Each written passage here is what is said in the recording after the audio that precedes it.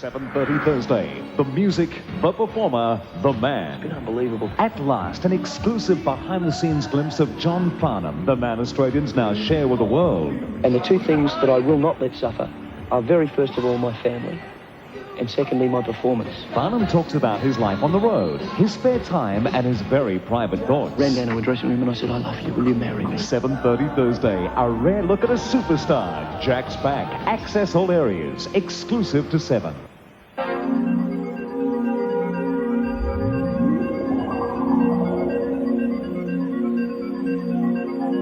Car engines are becoming more advanced all the time.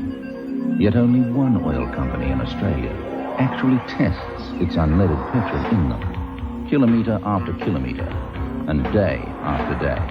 Which means at the Australian company, we tune our unleaded, so you're not always tuning your car. It's on the streets now. A publication guaranteed to stun you with its penetrating, searching expose of what matters most to you, saving money. And Kmart Classifieds come through with the goods and the discounts. Big discounts on just about every kind of product you could want. But there's not enough for everyone, so people in the know you'll have to move fast. 'Cause you can't do better than Kmart. In the late afternoon of October 15, Betty Grumdyke decided she needed clear crystal buttons to finish off her new creation. Instead of rushing all over town, she let her fingers do the walking, and with the help of the yellow pages, quickly located the buttons nearby. I think I've got just what you want. That night, when her boyfriend arrived, he liked what he saw. Bye. There are 3 million stories in the yellow pages. This has been one of them. I'm going deep undercover. Axel Foley is back. Hey, look, man, I'm a businessman, okay? I gotta make moves. I'm moving. Cut me out. He's Detroit's gift to Beverly Hills. How long would it take to shave those legs anyway? Get out of here, you degenerate. I want you out of here. Is this a black thing? Oh, this is a big mistake, Eddie Murphy, Beverly Hills Cop 2. Coming soon to these outstanding video outlets and all good libraries.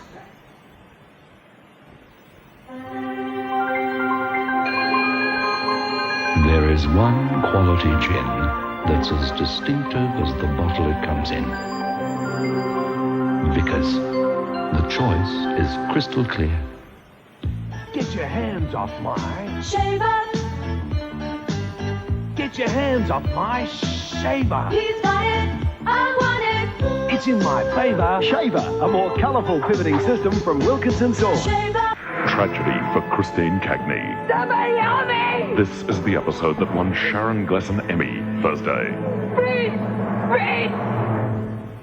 Writing off 30 brand new cars has never been funnier. John Belushi and Dan Aykroyd in the all-time screen riot, The Blues Brothers, Friday. Let's celebrate! Let's celebrate! Here is the policy statement by the Australian Labor Party for the state election. The Speaker is the Premier, Barry Unsworth.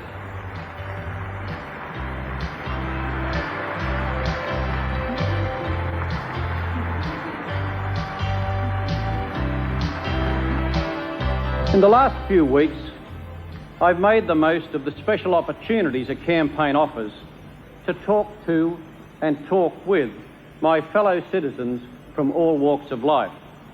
I have listened and we will act. We will establish an education expense allowance to assist parents to meet the cost of educating their children.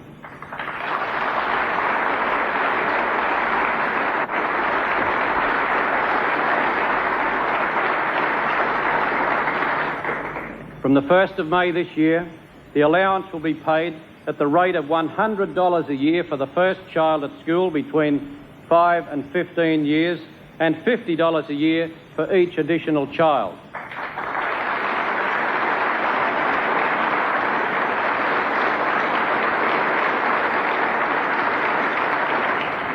The eligibility for the education expense allowance will be the same as eligibility for Commonwealth Family Allowance.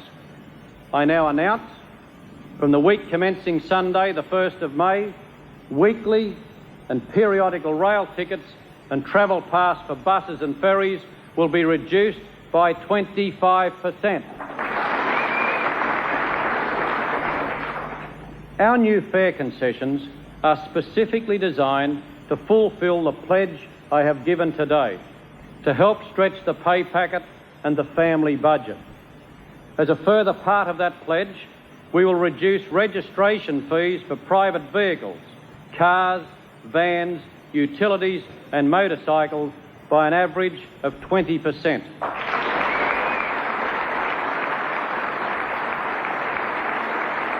I now announce new help for young home buyers. Our stamp duty deferred payment scheme has helped scores of thousands of first home buyers. We will now greatly extend this assistance. Stamp duty on all first homes costing $105,000 or less will be abolished immediately. There will be a tapered rate of stamp duty on first homes up to $150,000. More than 23,000 families will benefit each year when they buy their first home. On a home costing $100,000, the saving will be almost $2,000.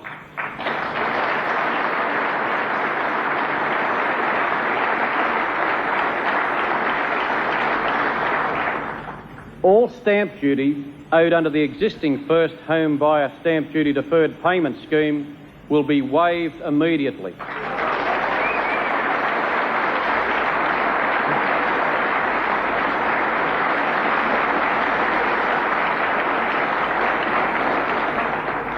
More than 104,000 families currently paying deferred duty on their first home will no longer need to do so. Their debt will be cancelled forthwith. I know that our tougher gun laws will lose votes, but they will save lives. Ladies and gentlemen, I'm absolutely confident of this. In the years to come, our tough gun laws will be seen as necessary and correct as random breath testing and as successful in saving lives. We propose another important measure both to reduce the level of domestic violence and the road toll. To encourage the switch to low alcohol beer, the current state tax of 10% will be abolished on low alcohol brands. These are times of change. These are times of unique challenges for all Australians. Now, as much as ever in our history, the people of New South Wales need Labor. Now, more than ever.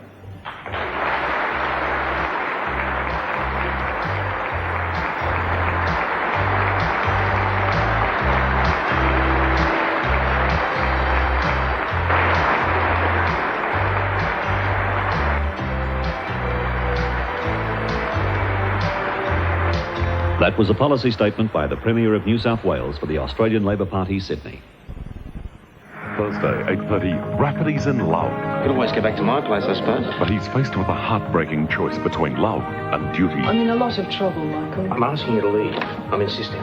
But what is her secret? How long have you known you were an alcoholic? And Sergeant Gibson gets deeply involved in a kid with a drinking problem. Being a man means facing up to yourself, not trying to hide behind a bottle. Judy Parr and Ron Graham. To me, you're married to that damn job. Oh, shut up, both of you! Rafferty's Rules, Thursday, 8:30 on 7. She abandoned her only child, became the mistress of a prince, and sacrificed everything. What is there left for us? For one consuming passion. It would be better if you hated him. To be the greatest singer the world had ever known. Wherever you are for the rest of your life, I shall be there in your heart. Linda Cropper is magnificent as Australia's Nellie Melba. Was there ever such a woman? The public phenomenon, The Private Pain of Melba. Coming soon to Channel 7. Writing off 30 brand new cars has never been funnier. John Belushi and Dan Aykroyd in the all-time screenwrite, The Blues Brothers, Friday. Let's celebrate. Let's celebrate.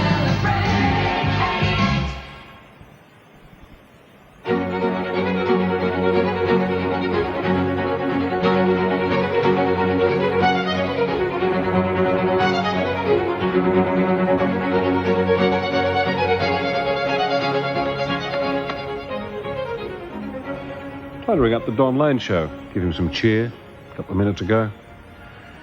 And the telecom announcement said the number's been disconnected. Now, I don't know whether he knows this or not. They said, that funny lady we have in New South Wales who has got we'll have to get her on air, actually, ring up the number. She's got this most amazing way of doing the announcements for telecom, as though she's in a straitjacket and not got long to live. Now, it might be true, I don't know.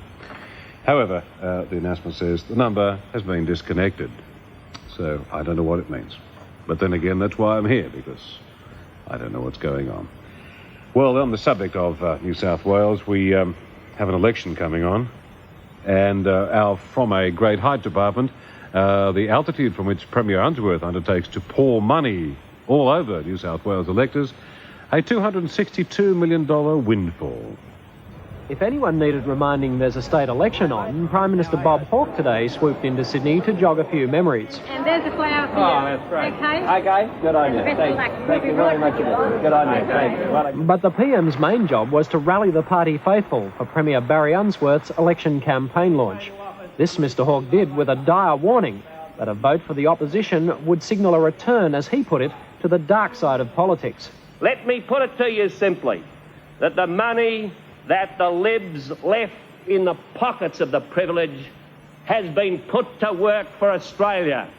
True to his Fair Go campaign theme, Barry Unsworth produced a feast of vote-catching goodies. All to be paid for, he says, out of increased economic growth. And because of that record, the best in Australia, we can now responsibly and realistically pledge further benefits this year and for the years ahead.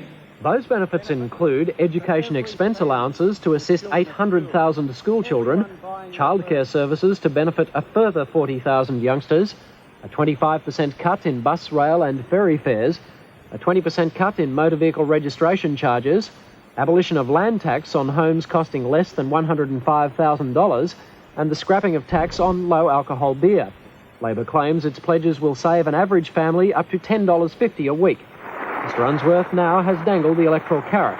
The question is whether voters will bite, reverse the opinion polls and return the first elected Unsworth government. David Reed, 7 News.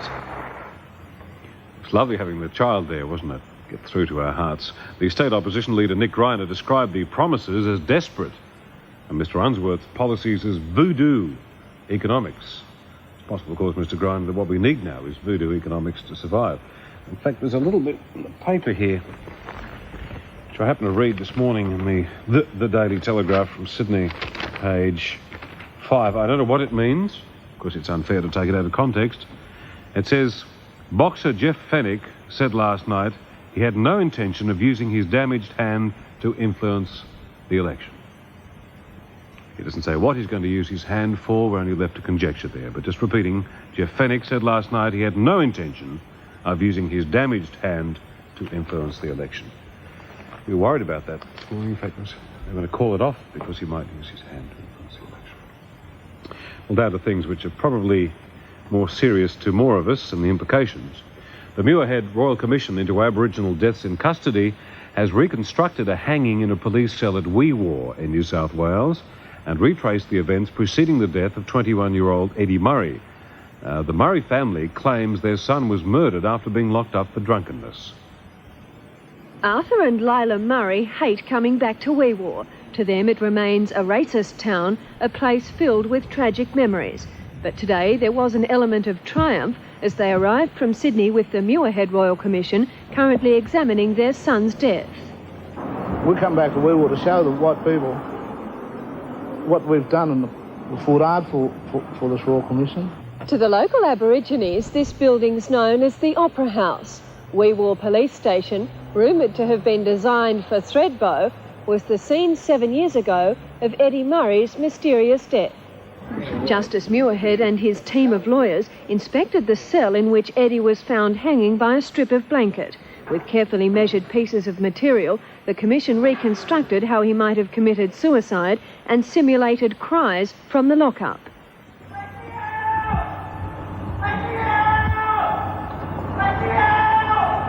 We had a young police officer kicking very vigorously and yelling very vigorously, so it gave us some idea what you could hear in other parts of the building. The Commission then visited the lagoon where Eddie was drinking on the morning of his death and the hotel where he was arrested for drunkenness. The effect of the Commission's visit to the small town was keenly felt by Arthur Murray. I just went in to an hotel and had a drink. And any other day, they'd refuse me. Felicity Moffat in Wee Waa for 7 News. Cyclone Bola has not spared New Zealand for the third consecutive day. But as it eases, New Zealanders can begin to assess the damage. Heavy rains and high winds continued to rip through the already battered east coast today. The big threat was the main river running through the region. Emergency crews worked furiously trying to sandbag its seeping banks. At its peak, the river raged 11 metres high. More than 2,000 people have had to flee their homes. We were asleep. And anyway, Joe come hammering at the door, and I tore down there, and he says, chuck something into a couple of suitcases and get out. He says, it'll be over the squat bench any time. Much farmland has been destroyed, and early estimates put stock losses at more than 25,000. Civil defence chiefs are concentrating efforts on remote areas. They fear hundreds of people who haven't been located could be stranded. The water supply will be contaminated, or how soon we can, in fact, re-establish water supply. Helicopters bringing food and urgent medical supplies have managed to land at Wairoa, that's been split in two after the town's bridge was washed away. There are still major problems, though. Phone lines and water supplies are cut. Further north, this used to be called a stream. 3 days of non-stop rain have turned it into a raging torrent. Tonight, the situation is easing, but New Zealand's authorities say it could be weeks before the full extent of the disaster is known. Rod Stephen, 7 News. These are thoughts about New Zealand, of course, far from the Americans' thoughts. It's getting close to their decision time, or voting, if that's the point. American Vice President George Bush has scored a decisive victory in the presidential primaries. He has now won a majority in 14 of the 20 states so far polled. The results make George Bush almost unbeatable as the Republican candidate for the White House. It was billed as Super Tuesday, and it was the biggest single-day turnout in the history of U.S. primary and caucus elections. Voters turned out in 20 states, and after many months of watching the presidential hopefuls, they left no doubt who they preferred on the Republican side. George Bush swept the field, winning 14 states and collecting more than 440 delegates. And as I said yesterday, whoever wins Super Tuesday convincingly is going to be the next president, and I'll repeat it, I'm going to be the next president of the United States. The big casualties on the Republican side, Senator Bob Dole and the Reverend Pat Robertson, who failed to collect anywhere near the number of votes he predicted and even lost his home state of Virginia. For the Democratic Party, there was no one big winner. Dukakis claimed 5 states, including the big prizes of Texas and Florida. Jackson stunned many by not only capturing 96% of the black vote, but by winning over around 10% of white voters. It was a triumph for the man who was dismissed as a joke in the 1984 presidential campaign. And no matter what the odds are, we the people can win. We the people can win. The other Democratic winner, Senator Al Gore, who won 6 states and established himself as a serious threat to Governor Michael Dukakis. In Atlanta, Ian Hislop, 7 News. And the Robertson kiss of death has sort of done something for Robertson in America. As soon as I got these stickers showing Robertson for president, he sort of lost out. He's no longer a contender. That was in the implication there. We have a little sticker. Do we have this little sticker up so to which over? There you see. Robertson for president. Perhaps, as they say, next time, Mr. Robertson. A little later, by the way, we'll show you why Mr. Jackson and his supporters should not get too carried away by his strong showing today, because in the Deep South, the more things change, A little later. The Victorian Parliament is at odds with itself, while the government in the lower house today began introducing gun law legislation, incorporating regulations proclaimed last January, banning all semi-automatic weapons. The opposition-controlled upper house overturned the regulations. As the Legislative Assembly began debating the government's strict new gun legislation, the opposition-controlled upper house brought on a Liberal Party motion to disallow government regulations banning the use of semi-automatic weapons since January. The effect has been to release 200,000 weapons back into the community tonight, leaving the government left to answer the question just who is running the state. We're obviously going to have a conflict between the two houses. I mean, the proposition that the opposition is putting forward does nothing effectively to reduce the number of weapons in our community or the casual ownership of guns in our community. But the opposition says the upper house action has been designed to ensure that future regulations apply only to a ban on military-style weapons. We have an obligation to the community to ensure that guns that should be taken out of existence are taken out of existence, and those guns that shouldn't be taken out aren't taken out. The regulations may be reintroduced as early as tomorrow, and the government has warned the owners of semi-automatic weapons not to consider using the guns in the intervening hours. Lena Kaniva, 7 News. Very good at running this world, are we? Terribly good. More of Newsworld after this.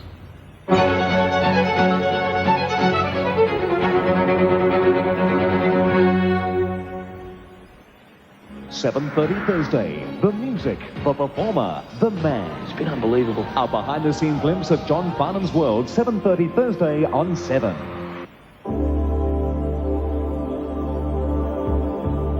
Mercedes-Benz engineering has led the development of the automobile for 100 years. And there has always been a clear distinction between the best in the world and others. Mercedes multi-link suspension sets new standards. The ABS computer maximizes braking control.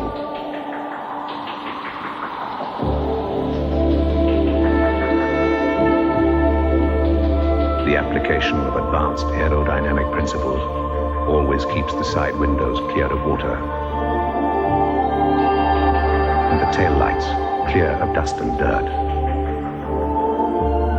The fuel tank is located centrally, the safest place. The entire car can be lifted by the strength of its door locks.